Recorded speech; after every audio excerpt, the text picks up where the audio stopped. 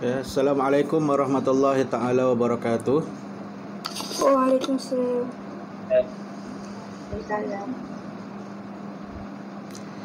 Okay, alhamdulillahi rabbil alamin wassalatu wassalamu ala asyrafil anbiya wal mursalin wa ala alihi wa sahbihi ajma'in.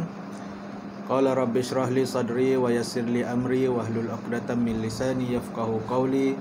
Subhanaka la ilma lana illa ma 'allamtana innaka antas samiul alim. Wala haula wala quwwata illa billahil aliyyil azim. Okey. Apa khabar? Khabar baik. Khabar baik. Alhamdulillah. Okey, tajuk kita nak hari ni kita nak tengok tajuk keunggulan perjuangan Khulafa Ar-Rasyidin. Pelajaran yang ke-26. Okey, siapa tahu Khulafa Ar-Rasyidin? Yang pemimpin-pemimpin yang masa zaman Nabi tu kan. Pemimpin-pemimpin, betul dah. Semasa selepas kewafatan Nabi. Selepas kewafatan Nabi, bila Nabi Muhammad meninggal dunia, pemimpin-pemimpin ni, khalifah-khalifah ni, dia mengambil alih tugas sebagai ketua pemimpin negara Islam Madinah. Okey. Kita tengok. Okay, yang pertama, Khulafa Ar-Rasyidin ialah gelaran yang diberikan kepada 4 orang sahabat Rasulullah yang memegang jawatan pemerintah kerajaan Islam selepas kewafatan baginda Rasulullah sallallahu alaihi wasallam. Dia orang ni 4 orang sahabat Rasulullah yang memegang jawatan pemerintah, ketua pemerintah kerajaan Islam selepas baginda wafat. Masa Rasulullah masih hidup, Rasulullah lah yang mengetuai pemerintahan kerajaan Islam tu. Selepas Rasulullah wafat, dia diambil alih oleh khalifah yang pertama adalah Khalifah Abu Bakar As-Siddiq.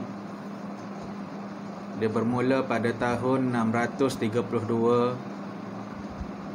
Masihi sehingga 634 Masihi, ataupun pada 11 Hijrah hingga 13 Hijrah.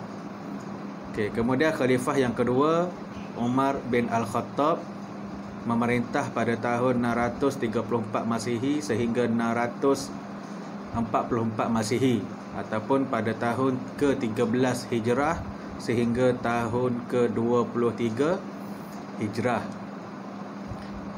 Okey, kemudian Khalifah Uthman bin Affan, khalifah yang ketiga, memerintah pada tahun 644 Masihi sehingga 656 Masihi, ataupun pada tahun 23 Hijrah hingga tahun ke-35 Hijrah. Kemudian selepas kewafatan Uthman bin Affan, diteruskan kepada Khalifah Ali bin Abu Talib pada tahun 656 Masihi sehingga 661 Masihi, ataupun pada tahun 35 Hijrah sehingga tahun ke-40 Hijrah. Okey, dan Khulafa Ar-Rasyidin merupakan golongan yang terpilih untuk menyambung gagasan dan kepimpinan Rasulullah sallallahu alaihi wasallam. Sebab apa? Kerana antara keistimewaan diorang ni termasuklah diorang 4 orang sahabat tadi ni, 4 orang khalifah tadi ni adalah orang yang sentiasa berdamping dengan Rasulullah sewaktu hidup, sewaktu Rasulullah sallallahu alaihi wasallam masih hidup, selain daripada mempunyai hubungan kerabat, hubungan kekeluargaan dengan baginda. Okey, dan corak pemerintahan mereka berlandaskan Al-Quran dan As-Sunnah serta menitik beratkan konsep syura. Iaitu diorang ni menitik beratkan konsep bermesyuarat, mengumpul kata sepakat, bukannya jenis buat keputusan seorang-seorang lah. Dia cari kata sepakat yang diwarisi daripada Rasulullah. Okey, konsep syura tu daripada zaman Rasulullah lagi. Rasulullah dah buat konsep syura. Ketika perang Khandaq contohnya, Nabi tanya, Nabi bermesyuarat dengan sahabat-sahabat, macam mana ni? Orang kafir dah nak serang kita ni, apa strategi perang yang kita boleh buat untuk kali ni? Lepas tu dia tanya, datang Salman Al-Farisi cakap, ya Rasulullah, apa kata kita buat Khandaq, kita buat parit, ataupun kita buat benteng, menggali lubang parit yang besar. Salman Al-Farisi pun ceritalah macam ni tujuan dia apa, macam mana kita nak bertahan dengan adanya penggalian parit tadi tu. Lepas tu Rasulullah pun tengok hebat rancangan ataupun idea yang disampaikan oleh Salman Al-Farisi tadi pun, dia pun terima. Rasulullah terima cadangan Salman Al-Farisi. Okey, kemudian pemerintahan mereka yang berpusatkan di Madinah mengambil masa selama lebih kurang 29 tahun. Okey, keempat-empat khalifah ni diorang masih tak tukar pusat pemerintahan Islam, diorang masih ikut pusat pemerintahan Islam yang ditinggalkan oleh Rasulullah, iaitu berpusat di Madinah, dan berlangsung tempoh pemerintahan diorang ni, empat orang khalifah ni berlangsung selama 29 tahun. Okey, kita tengok biodata dan riwayat hidup Khulafa Ar-Rashidin. Okey, khalifah yang pertama Abu Bakar As-Siddiq. Baca Fairuz, Abu Bakar As-Siddiq ni. Yang demi biodata Nama penuh Abdullah bin Utsman bin Amir bin Amru bin Ka'ab bin Sa'di bin Taim bin Murrah bin Ka'ab. Tempat dilahirkan di Mekah. Tahun lahir tahun 572 Masihi, 2 tahun selepas kelahiran Rasulullah SAW. Keturunan Bani Taim Quraisy. Nama ibu Ummul Khair Salma binti apa tu? Ustaz binti apa? Salma binti Sakh. Nama mak Sakh. Ummul Khair Salma binti Sakh. Gelaran atik apa ni? Gelaran atik bebas daripada dan As-Siddiq, orang yang berbagai benar dan dalam kata-katanya. Meninggal dunia pada tahun 13 Hijrah ketika berusia 63 tahun. Beliau dimakamkan di Sallallahu Alaihi Wasallam. Okey, baik. Yang pertama, khalifah yang pertama iaitu Abu Bakar. Nama penuh dia yang itulah Abdullah bin Utsman bin Amir bin Amru bin Ka'ab bin Sa'di bin Taim bin Murrah bin Ka'ab. Okey. Dan dia dilahirkan di Mekah. Tahun kelahiran dia 572 Masihi, 2 tahun selepas kelahiran Rasulullah. Maksudnya Abu Bakar ni muda 2 tahun daripada Rasulullah. Okey, gelaran dia Atik, bebas daripada api neraka, dan gelaran dia yang termasyhur adalah As-Siddiq. Nama dia As-Siddiq tu bukan asal daripada nama dia. Nama dia Abdullah bin Utsman, tapi digelarkan dengan Abu Bakar As-Siddiq. Kerana apa? Orang yang paling benar dalam berkata-kata. Dia yang dan dia juga orang yang paling mengakui kata-kata Nabi. Setiap apa yang Nabi ucapkan tu dia percaya. Macam contoh cerita Isra' dan Mi'raj. Okey, Nabi balik selepas di Isra' dan di Mi'rajkan tu, Nabi balik, Nabi cerita, semalam aku dibawa oleh Jibril, Allah telah memperjalankan aku daripada Mekah ke Masjidil Aqsa, kemudian naik ke langit pertama, kedua, ketiga, keempat, kelima, ketujuh sampai ke Sidratul Muntaha, berjumpa dengan Allah Subhanahu Wa Taala, dan aku balik semula ke Mekah pagi ni dengan bermacam-macam cerita yang dibawa. Kalau kita tengok peristiwa Isra dan Mi'raj tu macam-macam lah. Nabi jumpa dengan Nabi ni. Lepas tu Nabi tengok kehidupan ahli syurga, ahli neraka dan sebagainya tu. Nabi balik, Nabi cerita. Kemudian ramailah orang yang panggil Nabi ni sebagai gila. Orang kata Nabi gila. Sebab benda tu mustahil. Mustahil bagi manusia untuk pergi daripada kota Mekah ke Palestin, lepas tu naik ke langit dalam masa 1 malam saja. Kalau ikut logik akal memang tak logik. Tapi kita kena faham bahawasanya Isra' dan Mi'raj ni ialah Isra' dan Mi'raj ni peristiwa yang Allah memperjalankan Nabi, bukannya Nabi jalan sendiri. Allah yang menggerakkan Nabi itu. Okey. Kemudian bila benda tu berlaku, ada Abu Bakar ni dia tak dengar sendiri lagi daripada mulut Nabi. Ada orang yang pergi sampaikan kepada dia. Dia kata, orang tu pergi, dia kata, Abu Bakar, kau tahu tak hari ni Muhammad bawa satu cerita yang mana dia kata semalam dia pergi ke Palestin, lepas tu naik ke langit, pagi ni dia turun balik, dia sampai balik ke Mekah. Dalam masa 1 malam dia buat semua benda tu. Panjang lebar lah dia cerita. Okay, saya ringkaskan je. Panjang lebar dia cerita, Nabi jumpa ni, pagi ni dia balik. Abu Bakar pun tanya, siapa yang cakap tu? Okey, ni cerita daripada Muhammad. Kalau apa Abu Bakar pun cakap, apa sahaja yang keluar daripada mulut Muhammad, apa yang kau ceritakan tadi, bahkan yang lebih lagi daripada ni pun, aku akan percaya. Sebab dia keluar daripada mulut seorang Rasulullah sallallahu alaihi wasallam. Tu hebatnya Abu Bakar ni dalam dia membenarkan kata-kata Nabi, dan kata-kata dia sendiri adalah dia berkata dengan perkara yang benar-benar sahaja, yang betul je. Yang tak betul dia tak cakap. Okey, kemudian khalifah yang kedua, Naufal, khalifah yang kedua, Umar bin Al-Khattab. Baca.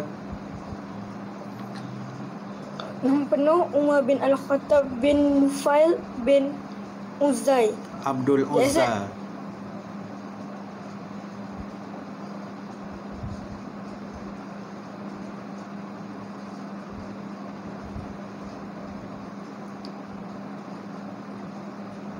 Set sambung bin Uzai. Abdul Uzza Bin Abdul Uzza. Tempat dilahirkan di Mekah. Tahun lahir tahun 584 Masihi. Masihi. 13 tahun selepas kelahiran Rasulullah sallallahu alaihi wasallam. Keturunan Bani Adi Quraisy. Nama ibu Hantamah binti Hashim. Gelaran Al-Faruq.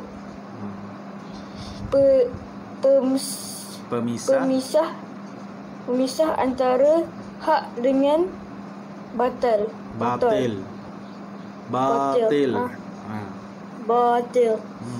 Meninggalkan Dalani pada tahun 20 meninggal dunia. Meninggal dunia pada tahun 23 Hijrah ketika berusia 63 tahun akibat ditikam oleh Abu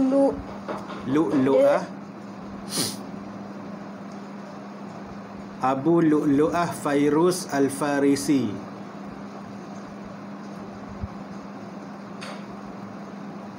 Abu Lu'lu'ah.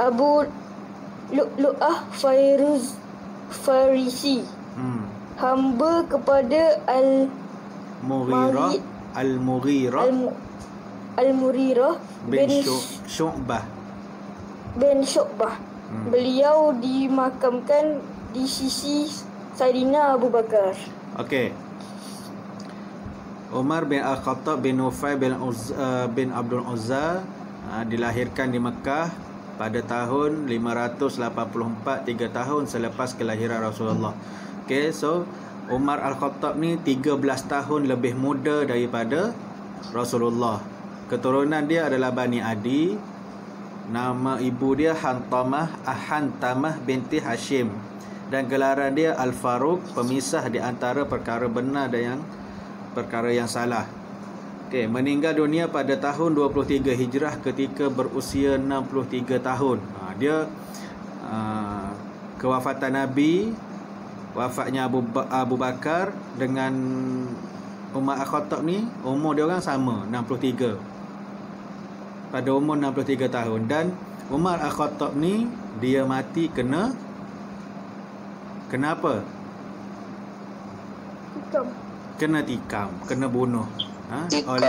Kena tikam oleh Abu Lu'lu'ah Fairuz Al-Farisi ketika dia sedang solat. Masa tu dia tengah sujud, kan? Awak sujud macam mana, kan? Memang tak nampak lah kalau musuh datang pun, sebab kita tengah sujud. Betul? Kita tengah sujud, datang Abu Lu'lu'ah ni, tikam, kena atas,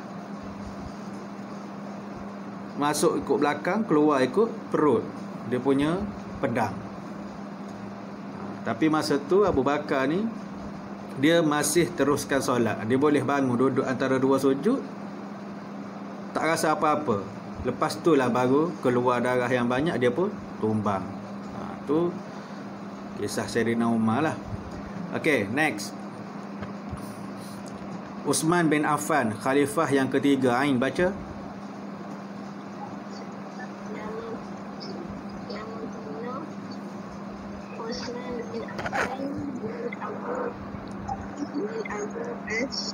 Umayyah bin Abdul Syams bin Abdullah bin Qusay bin Kalab bin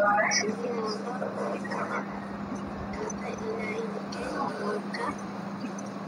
Lahir tahun 576 Masihi. Keturunan Bani Umayyah Quraisy. Nama ibu Arwa binti Quraisy. Gelaran Zulhuwai yang memiliki dua cahaya kerana beliau berkahwin dengan dua puteri Rasulullah SAW, iaitu Ruqayyah dan Umm Kalsum.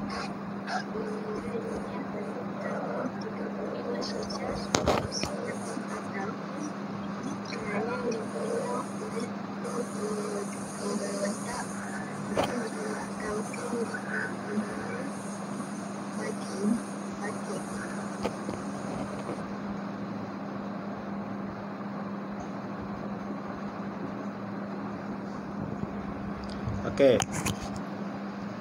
Uthman bin Affan, nama penuh beliau adalah Uthman bin Affan bin Abul As bin Umayyah bin Abdisham bin Abdul Manaf bin Qusay bin Kilab bin Murrah bin Ka'ab. Okey, dan dia dilahirkan di Mekah pada tahun 576 Masihi, berketurunan Bani Umayyah. Nama ibu dia Arwa bin Quraisy. Gelaran Zunurain yang memiliki dua cahaya. Dua cahaya tu apa? Kerana dia mengahwini dua orang puteri Rasulullah sallallahu alaihi wasallam. Sebab tu dua cahaya, iaitu Ruqayyah dan Ummu Kalsum. Dan Uthman bin Affan ni meninggal dunia pada tahun 35 Hijrah pada usia 80 tahun kerana dibunuh oleh pemberontak dan dimakamkan di perkuburan Al-Baqi'. Itu adalah biodata Uthman bin Affan, dan perkuburan Baqi' ini berada di Madinah juga. Okey, kemudian yang terakhir Khalifah Ali bin Abi Talib.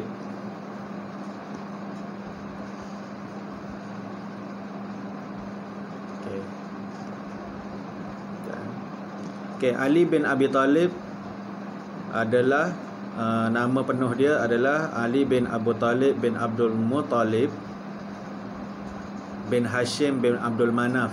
Dilahirkan di Mekah, tahun lahir pada 599 Masihi, berketurunan Bani Hashim Quraisy. Nama ibu dia Fatimah bin As'ad, gelaran Abu Turab, bapa si tanah.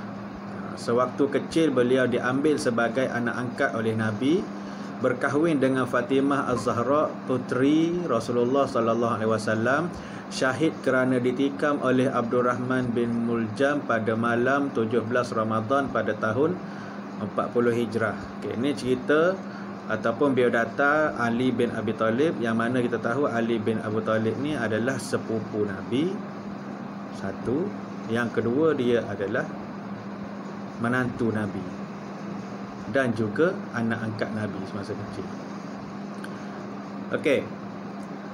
Kemudian kita tengok sifat peribadi Khulafa Ar-Rasyidin. Okey, setiap khalifah mempunyai ciri-ciri dan sifat-sifat yang penuh dengan kemuliaan. Kepribadian mereka hampir sama antara satu dengan yang lain, namun tidak terbanding oleh manusia biasa. Sifat keimanan yang ada pada diri sahabat ni memang orang lain tak boleh nak tandingi, apatah lagi nak bertanding dalam bab keimanan. Sebab apa?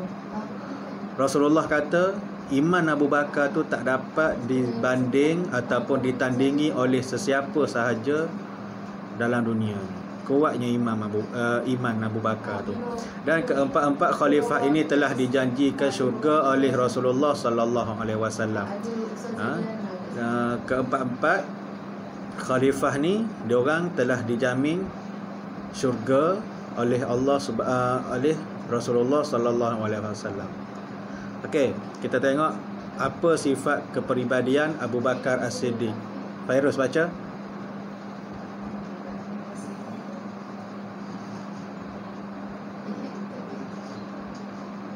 Fairuz.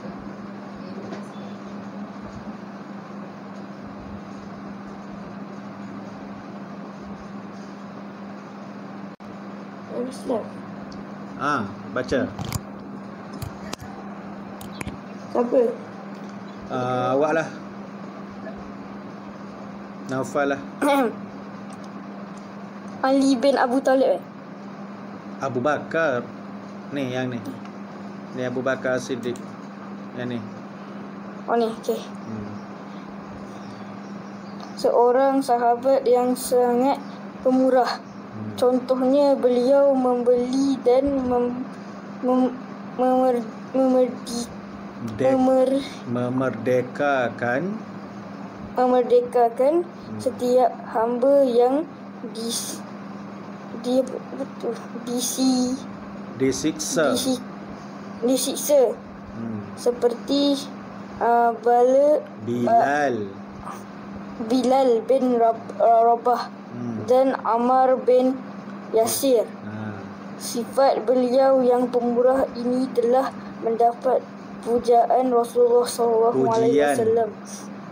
Pujian Rasulullah sallallahu alaihi wasallam dengan sabda baginda, saya tidak tahu adakah masih ada orang yang melebihi Abu Bakar dari segi kemurahan hati. So seorang yang berani. Keberanian beliau dapat dilihat ketika beliau selalu membela Rasulullah SAW yang cuba dibunuh oleh kaum baginda semasa di Mekah. Seorang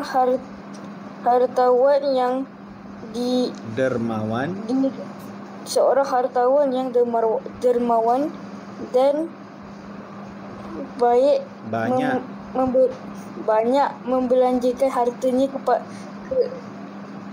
ke jalan Allah.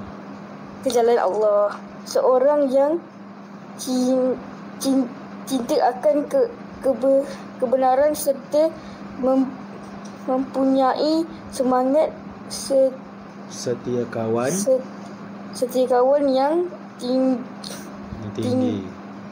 tinggi. Seorang yang lembut hatinya dan mudah menangis, terutama ketika membaca Al-Quran. Okey, itu sifat-sifat yang ada pada Abu Bakar As-Siddiq. Abu Bakar. Okey. Kemudian Umar Al-Khattab, Fairuz.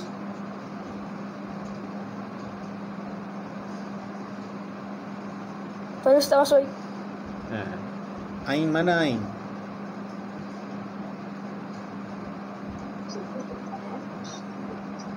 Okey, sekejap Okey, Umar Al-Khattab Ain.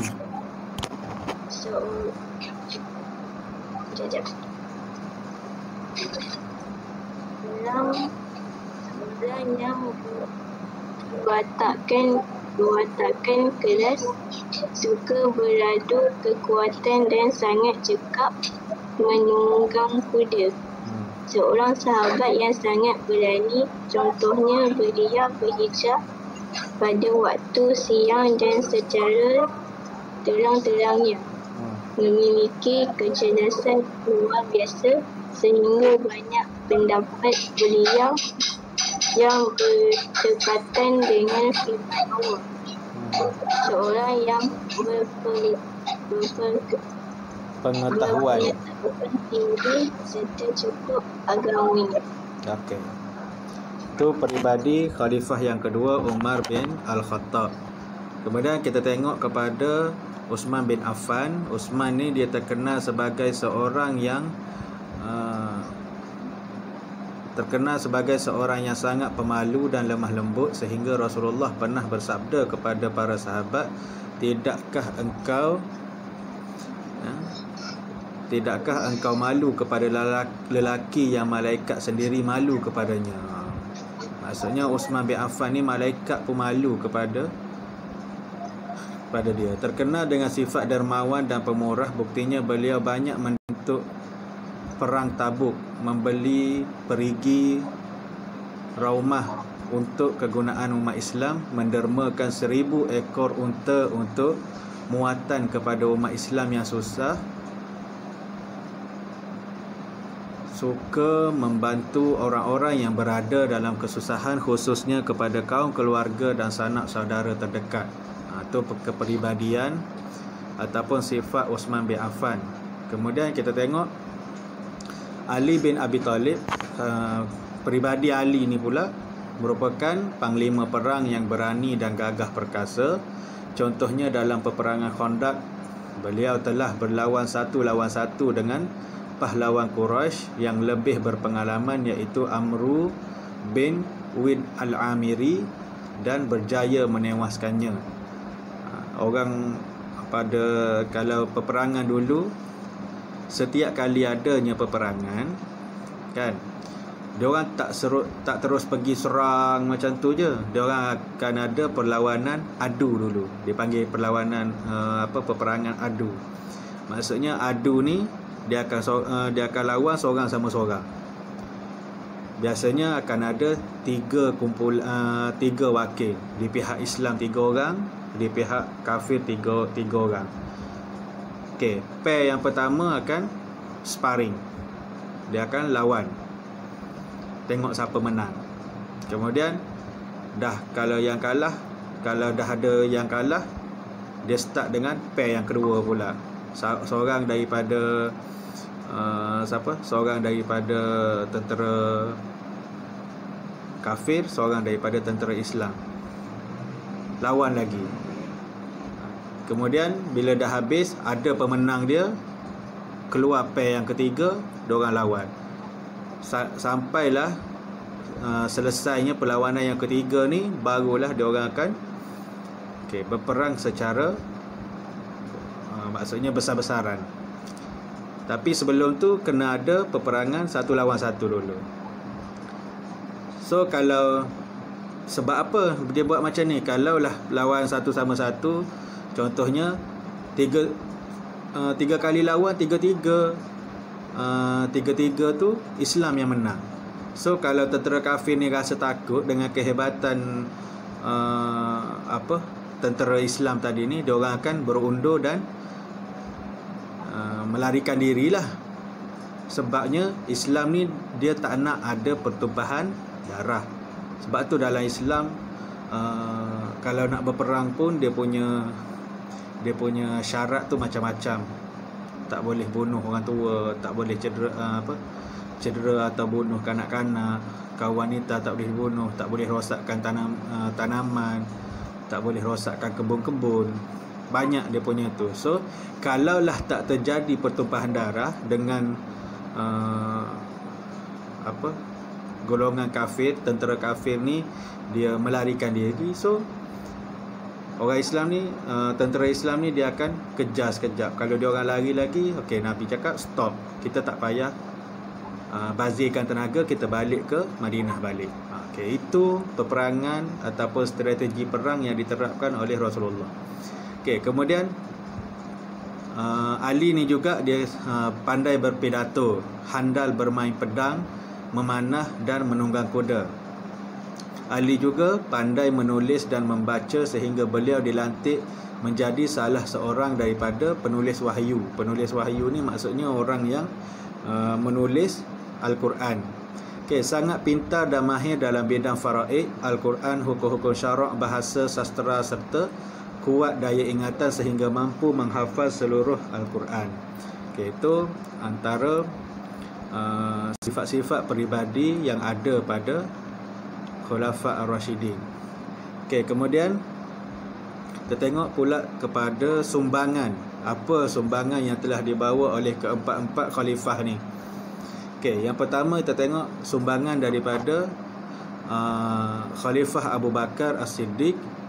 Daripada segi politik, beliau telah meneruskan cita-cita Rasulullah menghantar pasukan Usamah bin Zaid ke sempadan negeri Syam untuk memerangi kerajaan Rom Timur, iaitu kerajaan Byzantine. Sebab kena pergi serang ni sebab nak luaskan empire Islam, nak luaskan dakwah Islam ke negara-negara lain di sekitar Jazirah Arab.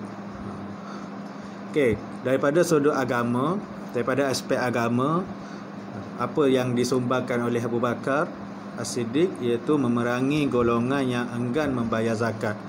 Pada masa zaman Rasulullah, bila Rasulullah cakap kena bayar zakat, semua orang ikut apa yang Nabi bagi tahu. Tapi bila Nabi wafat, ramai orang yang berpaling, tak nak dah bayar zakat. Dan ramai juga yang murtad, ramai juga yang jadi nabi palsu, yang mendakwa diri dia sendiri sebagai nabi selepas Nabi Muhammad. Rupanya dia orang beriman kepada Muhammad tu cuma sekejap je. Bila Nabi wafat, ramai dah yang murtad. So bila Abu Bakar menjadi khalifah, dia ataupun beliau telah memerangi golongan yang enggan membayar zakat, golongan yang murtad dan nabi palsu. Khalifah Abu Bakar radhiyallahu anhu telah membentuk 11 pasukan angkatan perang untuk menghadapi kaum-kaum murtad dan yang memberontak di serata pelosok tanah Arab. Setelah tamat perang Yamamah, banyak tentera Islam mati syahid, termasuklah para penghafaz Al-Quran. Atas nasihat Sayyidina Umar Al-Khattab, Khalifah Abu Bakar telah mengarahkan Zaid bin Sabit supaya mengetuai usaha menghimpunkan Al-Quran dan yang tertulis pada batu, kulit haiwan, daun dan hafazan para hafiz. Salinan ayat Al-Quran telah yang dihimpunkan itu kemudian disimpan oleh Khalifah Abu Bakar, Sayyidina Umar bin Al-Khattab, Sayyidina Uthman dan Hafsah isteri Nabi Muhammad sallallahu alaihi wasallam. Pada zaman Khalifah Abu Bakar ni juga telah berlakunya pengumpulan Al-Quran. Al-Quran yang ditulis di atas batu, di atas kayu, di kulit-kulit kayu, kulit haiwan tu telah dihimpunkan pada zaman Sayyidina Abu Bakar. Kerana apa? Sebab bila nak melakukan perluasan empayar Islam, nak luaskan dakwah Islam, ramai tentera Islam yang pergi berperang tu, ramai yang mati syahid, dan golongan yang mati syahid tu pula adalah golongan yang menghafaz Al-Quran. So kalaulah tak dikumpulkan Al-Quran ni, tak ditulis Al-Quran dan tak dikumpul Al-Quran, dibimbangi Al-Quran akan terhapus. So adalah gerakan-gerakan untuk mengumpulkan Al-Quran pada zaman Khalifah Abu Bakar As-Siddiq. Kemudian sumbangan Sayyidina Umar, sumbangan Khalifah Umar bin Al-Khattab. Jika masa pemerintahan Khalifah Umar Al-Khattab dianggap sebagai zaman keemasan kerajaan Khulafa Ar-Rashidin kerana banyak pembaharuan dan perubahan telah dilakukan. Zaman pemerintahan beliau juga merupakan zaman perluasan wilayah Islam. Dan hebatnya, kalau kita tengok balik tentang zaman pemerintahan Sayyidina Umar ni, Sayyidina Umar ni dia cuma ada dua pakaian saja. Satu pakaian yang lusuh, satu pakaian yang baru. Pakaian lusuh memang pakaian dia lah. Pakaian yang baru dalam masa dia nak mentadbir ataupun menguruskan negara tu, suka bertakbir. Dan Sayyidina Umar ni dia sangat zuhud. Dia sangat zuhud, dan dia pada masa dia memerintah tu, dia cuma ada seekor keldai je yang dia guna untuk ronda seluruh Madinah untuk tengok rakyat dia ni okey ke tak, cukup makan ke tak. Dia cuma ada keldai, dia tak guna unta, dia tak guna kuda. Nak cakapnya zuhudnya seorang yang bernama Umar Al-Khattab ni. Sumbangan beliau dalam sudut politik ialah menubuhkan majlis syura, iaitu dia tubuhkan ahli mesyuarat dia. Kemudian membahagikan jajahan Islam kepada beberapa wilayah dan ditakbir oleh gubernur-gubernur. Yang seterusnya dia menubuhkan jabatan tentera, jabatan polis, jabatan percukaian dan jabatan perbendaharaan negara. Maksudnya dia ada sub-sub. Yang ni menteri ni yang jaga. Macam kita sekarang lah, ada menteri agama, ada menteri perdagangan, ada menteri keselamatan, ada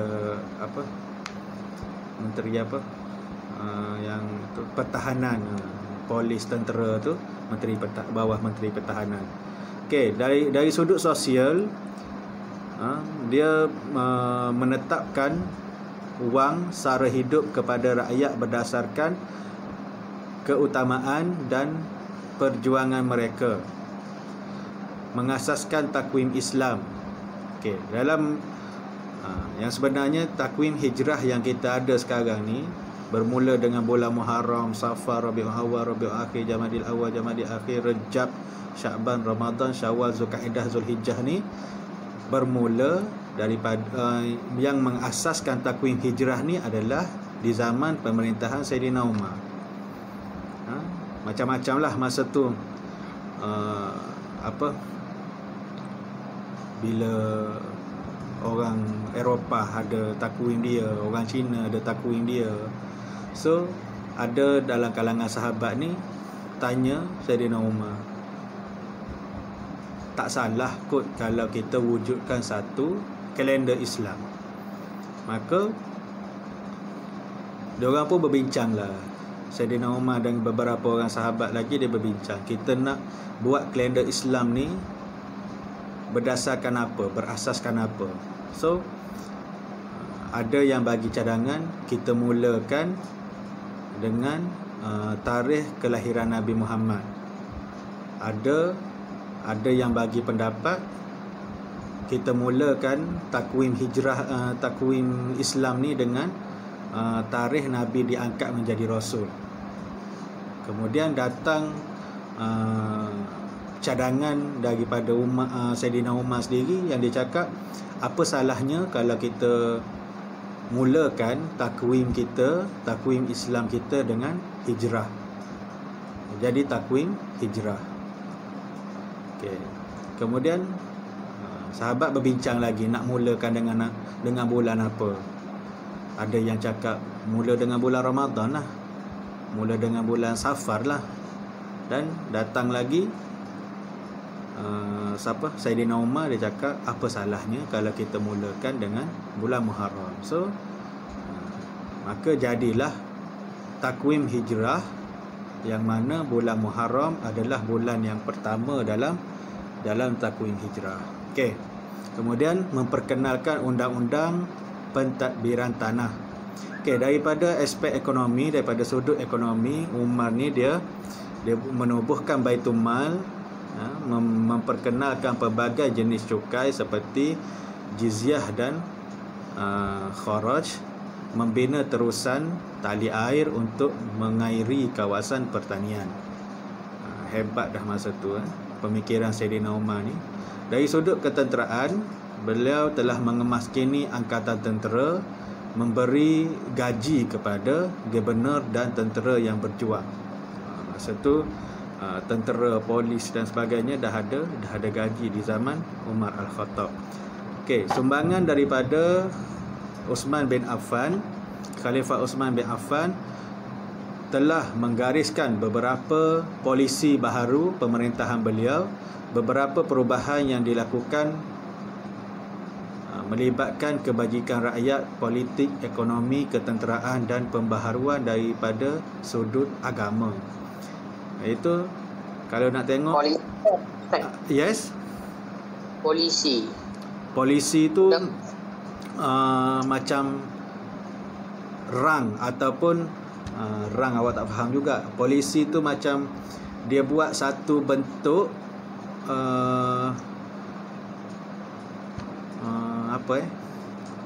polisi tu maksud dia, Allahumma salli ala Muhammad,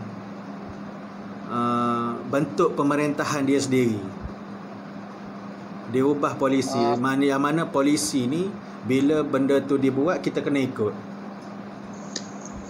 Okey, maksudnya macam contoh sekolah, polisi sekolah, murid kena datang, kena hadir pukul 7 pagi. So itu polisi. Peraturan. Peraturan. Okey, lebih kurangnya macam itulah. Okey, sosial, daripada sudut sosial, Uthman bin Affan ni berusaha meningkatkan pendapatan rakyat dengan memberi peluang pekerjaan kepada rakyat. Dari sudut politik, memperkenalkan sistem protokol dalam pentadbiran, mengukuhkan peranan Baitul Mal untuk membiayai pembangunan negara. Masa ni dah ada protokol lah dalam pentadbiran, ada tata susila, ada peraturan-peraturannya dalam pentadbiran. Mungkin dari sudut pemakaian dan sebagainya. Okey. Dari sudut ketenteraan, mengukuhkan pertahanan negara dengan membina angkatan tentera laut bagi membasmi pemberontakan dan penaklukan. Kalau dulu ikut jalan darat je, ada tentera darat je. Pada zaman Uthman ni, zaman Khalifah Uthman ni dah ada tentera laut untuk jaga perairan negara Arab. Okey, kemudian dari sudut agama, membentuk jawatan kuasa untuk menyalin semula ayat Al-Quran yang dikenali sebagai Mushaf Uthmani, memperkenalkan azan kedua pada hari Jumaat dan mengambil zakat berdasarkan nilai mata wang, membeli tanah untuk membesarkan Masjid Nabawi. Itu daripada sudut agama yang dibuat oleh Saidina Osman. Mushaf Utsmani yang ada sekarang ni, Quran kita tu berasal daripada zaman Khalifah Utsman ni lah.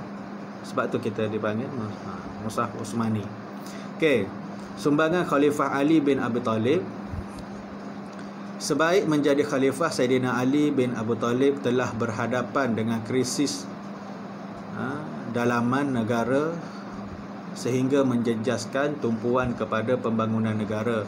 Namun beliau telah melakukan beberapa tindakan, iaitu daripada sudut sosial beliau telah berusaha mengekalkan kestabilan dan keharmonian negara. Daripada sudut ketenteraan membina markas tentera di Parsi dan di sempadan Syria. Dan daripada sudut ekonomi meneruskan kutipan jizyah. Okey, dan keempat-empat khalifah telah menunjukkan corak kepimpinan yang bertanggungjawab. Mereka berjuang untuk kemaslahatan dan kesejahteraan hidup rakyat jelata. Dan khalifah ni orang-orang yang hebat lah, yang mana pemimpin-pemimpin yang kita ada sekarang perlu untuk mengkaji bagaimana politik, bagaimana cara mentadbirkan negara berdasarkan apa yang dibawa oleh Rasulullah dan para sahabat, para khulafa ar-rasyidin ni. Okey, pengajaran daripada apa yang kita boleh ambil daripada pembelajaran kita berkaitan dengan khulafa ar-rasyidin ni adalah, yang pertama, umat Islam hendaklah mencontohi semangat perjuangan dan sifat mulia para sahabat agar diredai oleh Allah Subhanahu Wa Taala.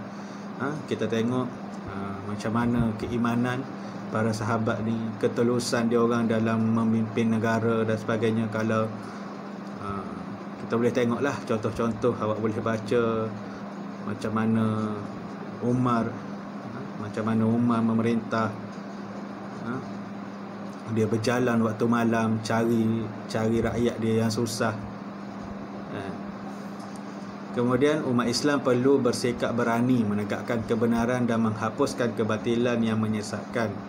Yang ketiga, umat Islam perlu sanggup berkorban tenaga, harta dan nyawa untuk kepentingan agama, dan kita perlulah mentaati dan menghargai sumbangan pemimpin Islam yang banyak berjasa. Okey. Boleh saya harap apa yang kita pelajari pada hari ini boleh memberi sedikit sebanyak input yang berguna, walaupun tak banyak, dapatlah sikit. Kalau awak nak tahu lebih lanjut berkaitan dengan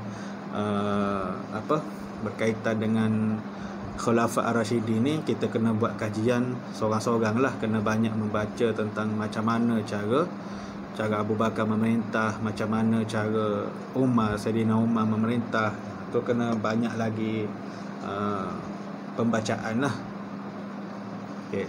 Itu saja sekadar apa yang termampu oleh saya. Kalau ada apa-apa nanti kita berkongsi dalam kelas yang lain, insya-Allah. Okay. Wallahu a'lam bissawab. Assalamualaikum warahmatullahi taala wabarakatuh. Terima kasih sebab join kelas saya hari ini. Waalaikumsalam.